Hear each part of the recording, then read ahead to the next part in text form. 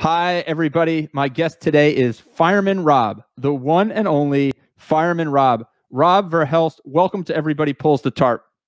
Oh, it's great to be here, Andrew. Thank you so much for having me. Just going to be happy I don't actually have to pull the tarp on one of those baseball fields because that looks awful. Well, I'll tell you this: if you don't make me pull if I don't make you pull the tarp, you don't make me run a triathlon wearing full firefighter gear. Can we make a deal? We'll see. We'll see how the interview goes, and then we'll go from there. Okay. Let's see how it goes. But before we do, let's set this up for everybody. Let's set this up. So, Fireman Rob, you are a career firefighter for the City of Madison, Wisconsin, an Air Force veteran. After the September 11th terrorist attacks, you helped with search and recovery efforts at the World Trade Center. On the 10th anniversary of 9/11, you did the Ironman Wisconsin triathlon, but you didn't do it like everybody else in the triathlon, in the Ironman. You did it wearing full firefighter gear for the 26.2-mile run at the end of that competition. Since then, you've completed over 50 Ironmans in full firefighter gear. You hold the Guinness World Record for most Ironman 70.3 triathlons in 1 year. Fireman Rob, I am exhausted just talking about that. Is all of that true? Well, yeah, it is actually. It's hard to believe, and a lot of times I look back on it and go, I don't even know how all of that happened. But the funny thing is actually a guy, I think it was like 2 or 3 years after I got the world record, he broke the world record with one more triathlon than I did. So it hurt, but it was at the same time, it was good. Well, records are meant to be broken. So we'll talk all about it.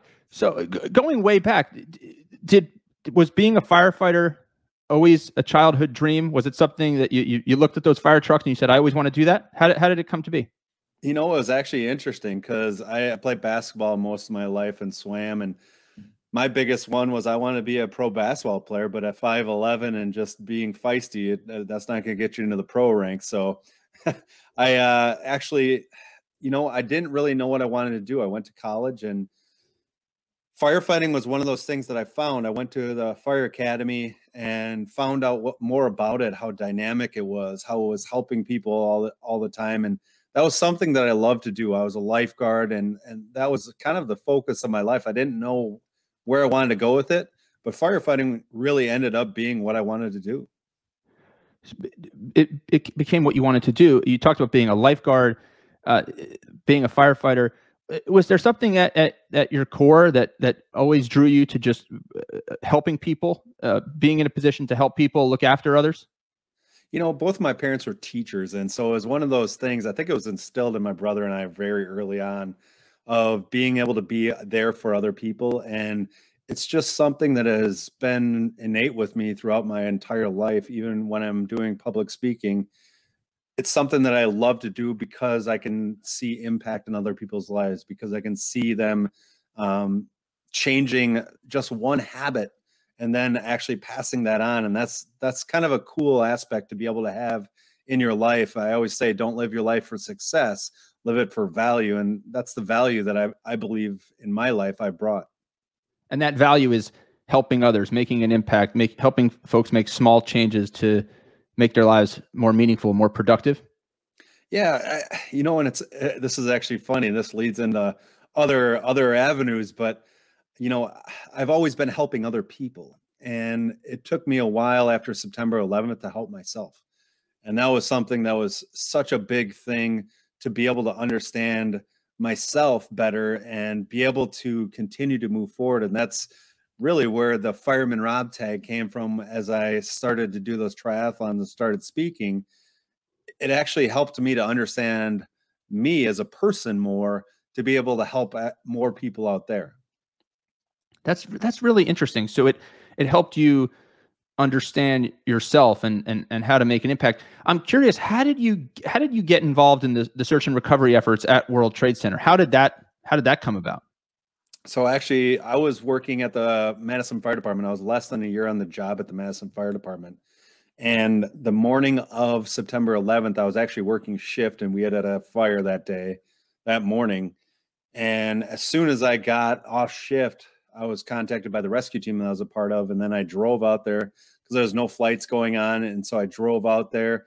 I don't even remember how long it took me, but I had a little purple Saturn and got out there and then just started going to work on the pile. So you're driving out there in the purple Saturn, and you get there. Tell us, you know, what would we see if we were arriving there with you? That's a hard one because you know, for many years, and you know, I talk about stories when I do speeches, and there's stories that I've always talked about. And this question you're asking me, I haven't been asked in a long time, and I mean, I get chills thinking about it, but you know, I was 23 years old, and it wasn't something that I had ever seen before, and it was something that still to this day I have smells that trigger me, I have sights that trigger me, and getting there, it's hard to describe to people because a lot of us put into perspective what somebody else says based off of our experiences. So a lot of people's ideas would be what it looks like in the movies, but it looked like a movie set from the fact that there were so many bright lights, and it was just one of those things where you didn't want to feel real or be real. And walking on the first day,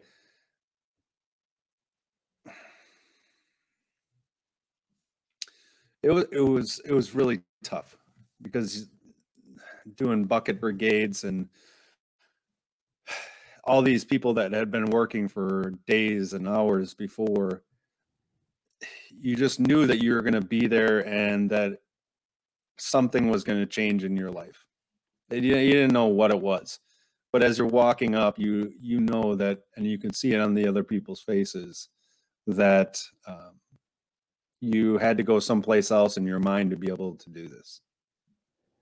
So how do you get through it in the moment, right? Obviously I'm looking at you, and we're talking now, and it's so hard for you to reflect on how do you get through those hours and days and do that work? You know, I always tell my story of when I went to the bathroom one time. It was probably about 4 or 5 days in, and it'd been working about 20 hours. I don't even remember. It was the whole day pretty much, and you just lay down and sleep when you could. And as I went off the pile, I went to some of these porta potties that were pushed up against one of these buildings that had a big I-beam that had shoved into that building. And as I'm walking into the porta potty, I thought, you know, I had my jumpsuit on. I thought I had went to the bathroom. As I walked out and I'm going back to the pile, I started to pee my pants. And it was really, that gives you a depiction of where you have to go to really continue to work on there. You have to go to some place that the mind isn't easily come back from. And you have to go to some place that is going to allow you to do your job without having the emotions that would tie to it in that circumstance. So Rob, so you continue on, and you continue on in this work, and on the 10th anniversary of September 11th, you decide to do something to raise awareness and pay tribute to all of your fellow firefighters that were lost that day, the fellow firefighters that continued on to do the search and recovery work. How did running the Ironman wearing the full firefighter gear come to be? Because it was a tremendous tribute that you and a tremendous display of strength. Some people call it stupidity, but I didn't call it that, Rob. I know you didn't, but I know there's people strength. who do. It's one of those things where at that time I was still struggling. I had really been lost, and when the 10th anniversary came around, there was a bunch of people that were going to be doing Ironman Wisconsin to pay tribute, and I kept thinking to myself, you know, I don't want to speak about this, but I want to show people through my actions the struggle the perseverance and the strength that this day needs to be moving forward, because the perils and the trauma that come from that can only be kind of upstaged when you're able to figure out how to make strength from those challenges. And in my mind, I was like, okay, well, let me do something that most people don't do. An Ironman triathlon, 2.4 mile swim, 112 mile bike, and a 26.2 mile marathon. And then I'm going to put my fire gear on for the marathon portion, which weighs 50 pounds, to challenge myself and to just show people that, hey, this is possible, and we're able to continue to move on. And the coolest part is that I myself wasn't telling people what to feel. They were able to take away from what I was doing and translate it into the power, the strength that they needed in their life at that time. And I think that to me was the most powerful message that I could ever give to people was, here's what I'm going to do, and I'm going to push my body. You're going to see the pain. You're going to see the struggle. I'll smile every once in a while, but know that under that smile is that grit, and also somebody who's hurting and needs to grow. But it was a really cool experience the first time I finished, and that just kept leading to new and new heights. It's interesting, Rob, because you're doing something for yourself that you feel good about and that you believe is making a difference, but it's almost like you're leaving it up to someone watching to make their own conclusion about what it means to them. And that's incredibly powerful. How it is. And yeah, it's interesting that a lot of times people feel when they're working on themselves or they're doing something to help themselves grow, they feel that it's a selfish venture. And it's totally and completely the opposite, because a lot of times when we're doing things for ourselves or we're trying to grow ourselves, we're going down these paths that nobody else has gone down. You're going through the briars, you're going through over a cliff, down a waterfall, and other people don't see the struggle that it is that's there, because they want to go down that beaten path. And if you have the strength to step outside of that beaten path, which all of us do, the amazing thing that you can see and the potential that you can see with everybody, because my gosh, everybody has a strength of their own, but it's up to you to find it. And that's not selfish. That's actually honoring everybody else around you, because that's going to empower them to find theirs.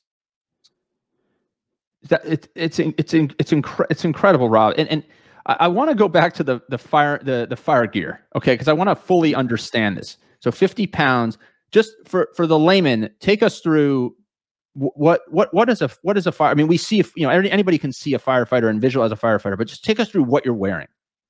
Right. So I'm wearing the turnout jacket, the bunker pants, which don't breathe. There's no heat getting out, and there's a lot of heat staying in there.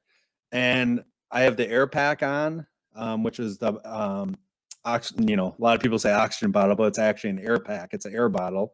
And then I have the helmet on. I wear tennis shoes. I tried to wear boots not too long ago to get the Guinness World Record for the most miles traveled in 24 hours in fire gear, and they said you had to wear the boots, and that was not a good idea. Not a good idea. That hurt my feet more than anything. That hurt my back. It was just, not that they're bad boots, but they're just not meant to go very, very far. So the boots are not meant to go very far. When you're planning for something like this, I want people listening to be able to take away some practical ideas, lessons, advice on how to prepare for a big challenge. When you're preparing for something like this, let's first talk about when you're really heading into the unknown. You're doing this for the first time. How do you plan for that?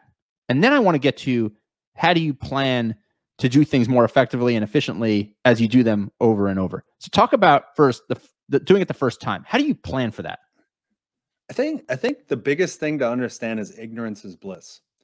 And my dad always said, control the controllables. And those two actually coincide really well, because ignorance isn't not knowing the situation. It's being able to go into an unknown situation and be okay with it. That's what I mean by ignorance. I always talk about faith over fear. It's like you have to have faith in yourself and who you are over the fears that are out there that you don't know about, or that could come about, or that are right in front of your face. And so when you go after a huge, huge goal, being able to be ignorant to the fears and actually building on the faith in yourself is huge. The second part is control the controllables. In these situations, I knew one thing: I had to move forward, and I had to get to the finish line in 17 hours from when I started. Those were the only two things that I knew that I could control, because I couldn't control the weather. I couldn't control how unathletic I was in my fire gear. I couldn't control that I was a terrible biker. None of those I could control. And even on the bike, the first time I did it, I lost all my nutrition in the transition. So I'm a light 220 pounds when I did it. And I don't do well on goo and bananas and just water. I'm built on a lot of fuel. And so going through that 112 miles without any fuel, knowing that I had a 26.2 mile marathon ahead of me, is one of those things where you have to just be okay with being in pain. And that's kind of the last one, is you're controlling your controllables. But then the last part is that you have to have a purpose or passion that is bigger than the pain that you're feeling. And that is a hard one for a lot of people, because they don't believe in that purpose or passion enough to endure the pain. Now, it's not suffering because you need to suffer, but it's enduring the pain that you're going through because you know that the end result, the purpose that you're driving after, is bigger than that. You talk so much, Rob, about that passion, the living your passion. It's one of your mantras. It's one of the things that you speak about publicly all the time. What advice do you have for people who are trying to discover that true passion, that thing that you described? You know, passion is for the longest time, it was deemed as one of those soft topics. It was deemed as something that, it doesn't matter whether you have a passion or a purpose. And I couldn't, I am the farthest from even thinking that that is even a true statement. When you go after your passion or purpose, it has to be something that is yours. And when I looked after my passion and purpose, I didn't have one for 10 years until I started to do Ironmans in full fire gear. And really, to find that passion, you have to go back and find those impact moments in your life. And those impact moments, like 9/11 was an impact moment for me. But a lot of times I deemed it as a negative impact moment. But I didn't understand that the correlation and the things that came from that negative actually caused a positive in my life and created a passion or a purpose that I never thought I had. So I always suggest people go back into their lives and reflect on some of those traumatic situations. Some of them can be super positive situations, but derive from that some of the passions that we have, and be okay with having your passion change throughout life. I always tell people, I said, if I had the same passion I had when I was 10 years old, I'd be playing with Lego still. It changes as your life goes, and you have to be willing to have that internal conversation and figure it out.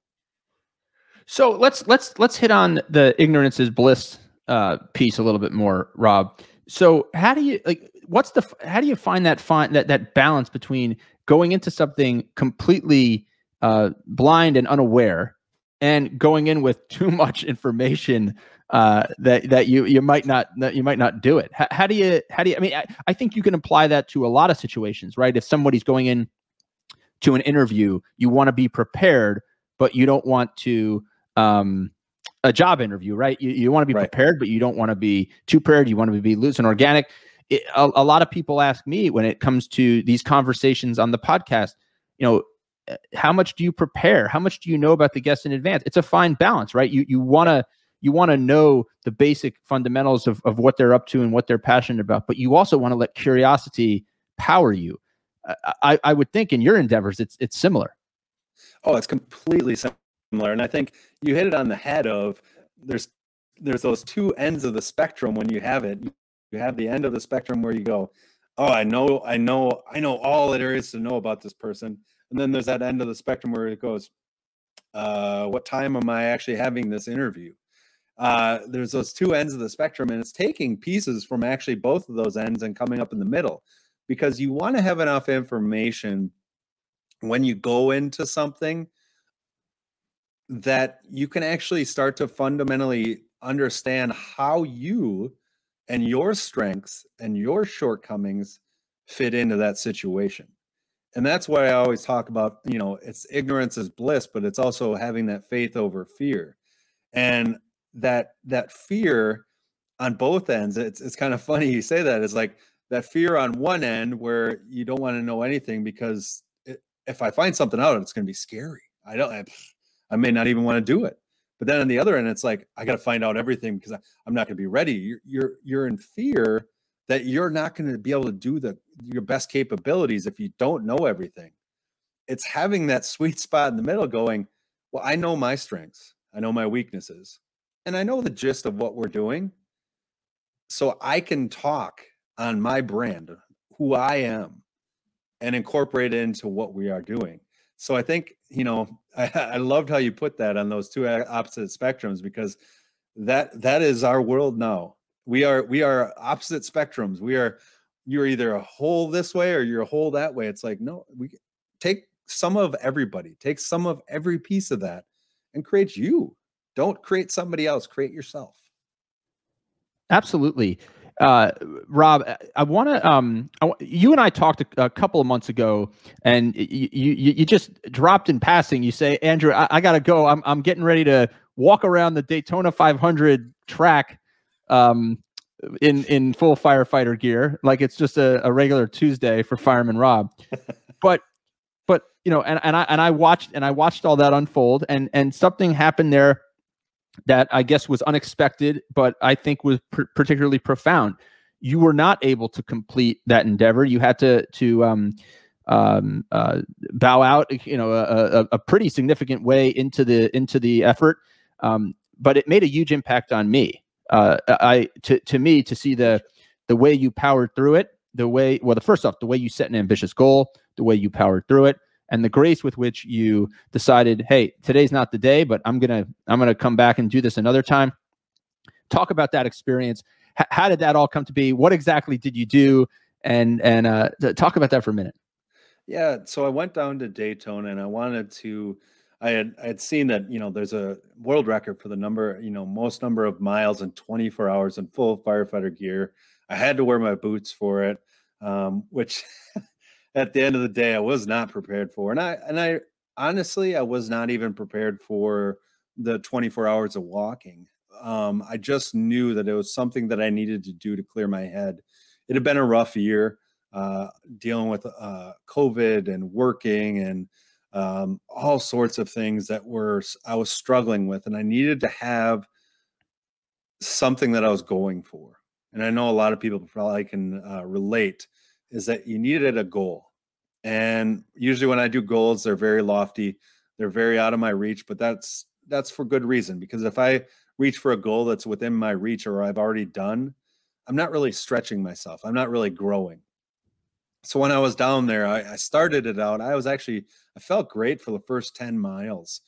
And then I started getting into my own head. And that's the hard part, is like I was going in circles, literally going in circles in a parking lot until the Daytona Speedway opened up in the morning, that I could go on the Daytona Speedway. And I started doubting myself. And that's the thing that a lot of people, when they watch me do races, they're like, you just must be positive and all that. No, I'm not. Like, I doubt myself numerous times during the race. It's just I've taught myself to have a stronger voice on the side of continuing than the side of you're not going to make it. This time was not the side of my body broke down. And I think the biggest thing that I always want people to understand is that the failure isn't in the end result of what you do. The failure would be to even start, to even have the ambition to reach outside and find your potential, because that's truly what we're here for. We're not here to go to work from 9 to 5, come home and not really have a mission or a passion beyond just existing. It's not even surviving, it's just existing. And for me that day, it sucked because I really wanted to get that. And I knew that I could get to that number. There was just so many things that came into play, the heat, the boots. I kept stopping a bunch of times. And when it feels really good to stop and you're like, I got to keep going. It's hard. And I could see, this is one of those things that is, I could see the loop that I had to continue to do for hours and hours. And that plays many, many games with your mind. If you can't see where the finish line is, that's a great thing. If you don't know how far, you don't know how far it is, and all the pain, not so great. You talked about the voice in your, the voice in your head. It's sometimes it's a matter of, convincing yourself to keep going as opposed to how do you, in previous experiences where you've been able to continue going, continue on, where does that come from? What advice do you have for people on that? How do they find that voice? It's experiences. It's experiences in life. Like I was saying, like when you reach for goals that are outside of your comfort zone, when you do something because you feel passionate about it, not because you feel practical about it, those are the times when you learn the most. Going to 9/11, I learned what resilience actually means, what perseverance actually means. And it wasn't me. It was seeing other people, seeing steel workers that are crawling into little caverns that's not their normal job. When you go into life, you have to have open eyes and open perspective. And that's the way that you learn. That's the way that you're able to continue to push. If we stay within ourselves and don't bring in the greatness of some other people that we meet along our way, or our networks, or experiences that we can have throughout life, go skydiving, go bungee jumping, start a new business, whatever it is, those experiences, win, lose, or fail, are fundamental to providing that internal voice. Because realistically, that internal voice is based off of your experiences.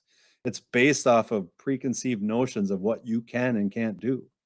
And a lot of times it just takes you to say, shut up, I'm going to try this, and go and do it. Remember when you were a little kid and your mom said you can't bike? Hey, no going more than a mile outside. You can't go outside these streets. And what'd you do? You went and did it. Why? Because you wanted to find out. As adults, we don't like to do that. Well, that's right. And Rob, I can't help but think of, the everybody pulls the tarp mantra that, you and I have talked about this philosophy, right? And it's all, fundamentally based on the mindset that people achieve more success, more happiness, both individually and as organizations, when people do more than is expected of them. They go outside the boundaries of their job description. You talked about people going outside the boundaries of their job description in heroic ways, with some of the 9/11 search and recovery efforts. But I think, what you're talking about there is when people push the envelope and push their limits and surprise themselves and not just other people, the outcome can be very profound. Oh, it can. And I love the pull the tarp because it's so profound, because you could have people of different sizes. You could have people of different weights. You could have people with different shoes. You could have people with no pants on. It doesn't matter.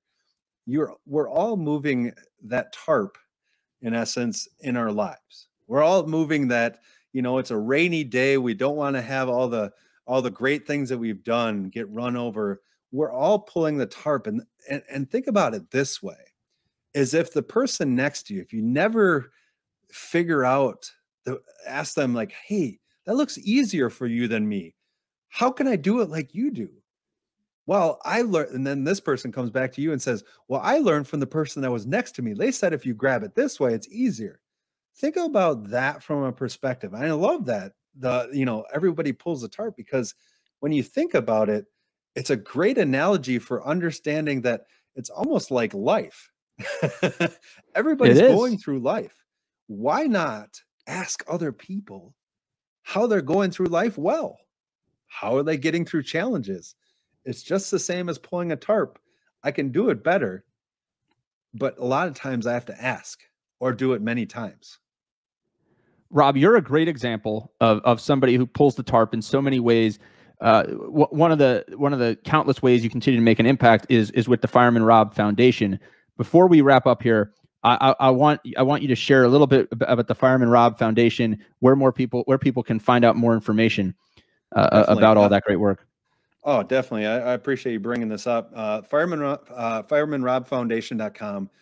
The coolest part of this is I do a lot of self-funding of it, and there's a lot of people who have donated. Every single dollar that comes in goes out to what our mission is. And our mission is, we call it SMILE. And what SMILE means is simple moments impact lives every day. And what we do is we take teddy bears to children's hospitals all over the globe. I think it's 8,500 bears to date. We've been in 5 different countries. We're pretty much all of the United States. We've delivered bears. But the coolest part is it's not just me delivering bears. We've had people that have said, "Hey, if I donate $100, how many bears can I get?" I said, "That's 10, because it's $10 is $9 for the bear and $1 for shipping." And they delivered 10 bears to the hospital. They felt the impact of what it means to just be able to deliver that. And I'd be remiss to not say the Players Philanthropy Fund is a fundamental part of helping the Fireman Rob Foundation to be able to function. But at the same time, it's so cool because I get to make sure when you give $1, or you give $10 or you give $1,000, whatever it is, I don't want any of it. Right. It all goes to those teddy bears. And at the end of the year, we make sure that those teddy bears are in children's hands. And it's amazing the impact that just a little soft bear can have on an individual. It's amazing the impact that small, unexpected things can have on people. Fireman Rob, keep doing your thing. This has been a fantastic 30 minutes here, digging into all this with you. I know I've learned so much. I can't wait to see the next record that you break. But to me, it's not just about the records. It's about those teddy bears. It's about those lessons that you share with people, the things that you've learned. Those are your tarp pulling moments, and it's an incredible impact, Fireman Rob. So thank you for spending some time with me today. Definitely, I appreciate your doing the show and showing people the way. I think it's a great platform, and I appreciate you having me on. All right, take care, brother. We'll see you soon. Thanks.